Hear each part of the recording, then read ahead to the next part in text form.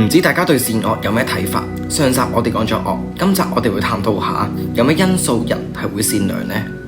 人點解會有善惡之分？從古到今，有好多無私嘅無名英雄，亦都有好多自私嘅罪犯。到底善惡呢個係咪一個道德選擇嚟呢？但其實呢個係根基於我哋生物基因入邊嘅一個本能意識呢。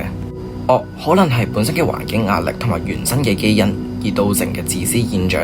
咁至於善良會唔會係因為個環境意識下你會所做出嚟嘅利他選擇呢？咁今集我哋會用到生物學同埋社會科學嘅角度去出發，去慢慢探討下人會唔會係真係善良埋藏於基因入邊。我哋亦都會以去實驗去論證翻成個角度觀點。從生物學角度嚟睇，人善良嘅起源可能係追隨於進化嘅過程，而唔係一個簡單嘅道德機制，亦都可能係自然選擇下嘅產物。佢會令到一個個體喺成個群體入邊可以生活得更加好。我哋舉個例子，一個陌生人需要俾人幫助嘅時候，你會唔會亦都去幫佢呢？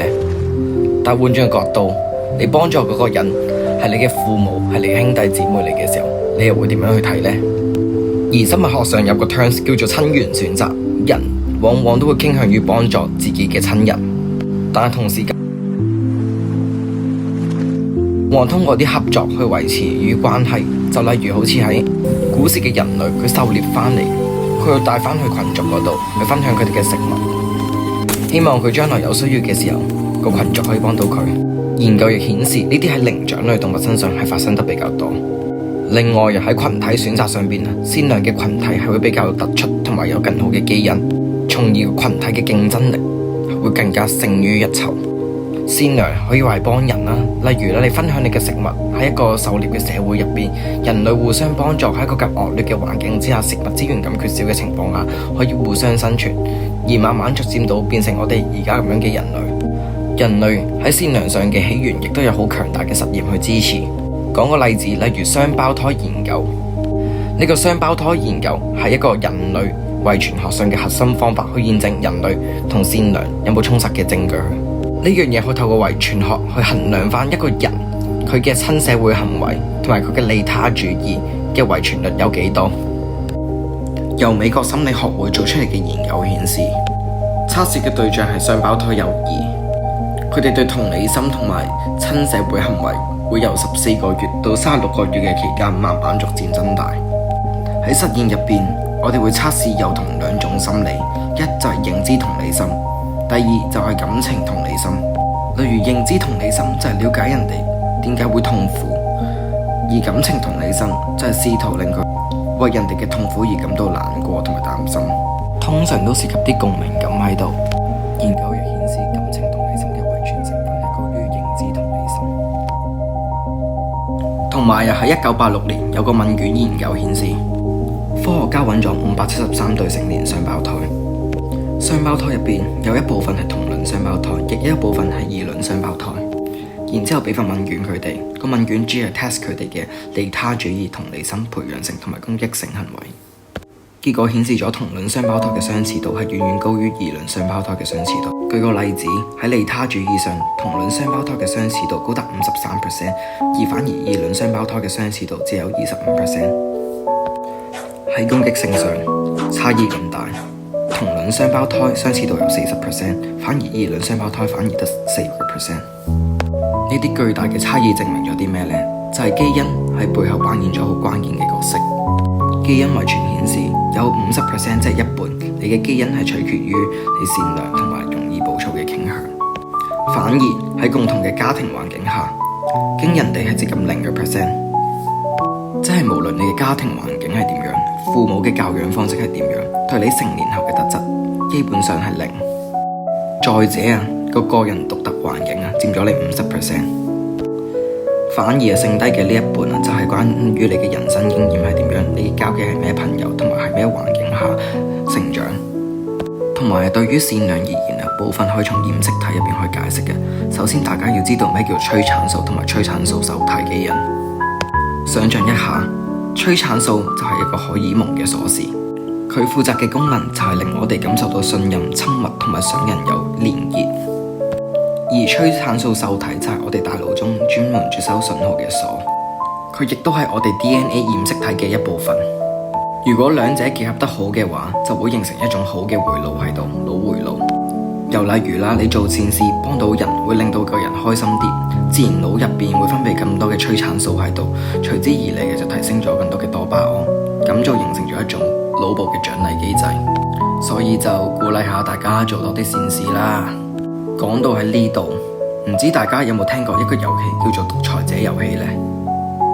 呢個遊戲係經濟學同埋心理學中嘅一個實驗嚟嘅，主要攞嚟研究人嘅慷慨同埋自私基因行為。喺呢個遊戲入邊，人可以自願地分享佢嘅資源俾啲陌生人，亦都可以支持互惠機制。如果你係獨裁者，你有1000蚊喺度，你可以私吞呢1000蚊，你亦都可以將1000蚊嘅幾多成分俾人哋，取決於你想點樣去做。喺呢個實驗，我哋去睇得出一個結論。即使對方冇辦法去報答你，亦都冇辦法懲罰你嘅情況下，好多人都自願將啲錢分咗出去，即係亦都係幫人啦。正直就係因為呢個幫人嘅行為，就可以滿足咗內在嘅滿足感喺度。呢一種亦都係不求回報嘅善良嚟。由細到大，屋企人教識我哋點樣去分享，亦都係一種美德嚟嘅。喺遊戲亦都顯示呢個美德已經係根深蒂固植入好多人嘅腦海思緒入邊。即使喺無人知曉嘅匿名嘅環境下，我哋依然會守住呢個規矩、呢個原則。獨裁者遊戲就好似一個人性嘅顯微鏡，話俾我哋知道，即使擁有絕對嘅權力，可以自私嘅時候，仍然都會選擇分享俾人。咁講到呢度，我亦舉一個同利他主義好大關聯嘅歷史例子。喺二戰入邊，有條友叫做 John Wayne 約翰貝拉。佢嘅例子可以追溯到日本侵華嘅第2年，日軍喺12月13號攻陷咗當時中國首都南京，咁就造就咗長達6週嘅大屠殺，造成咗超過數以10萬計平民同埋士兵嘅死亡。喺戰亂時代混亂嘅環境底下，阿貝拉嗰陣時係德國西門子駐華公司嘅代表，長期工作於喺中國，佢亦都係納粹黨黨員嚟。正因為呢個身份，日戰時期，德國同日本係盟友關係，所以喺嗰陣時亦都有一定嘅外交影響力喺中國。佢原本打算喺日軍攻南京之前就撤離，但係佢選擇咗留低喺度保護當地嘅中國員工同埋當地嘅居民。佢利用自己嘅納粹黨身份同埋帶住納粹旗多次向日軍交涉，防止士兵入咗佢劃定嘅安全區範圍內。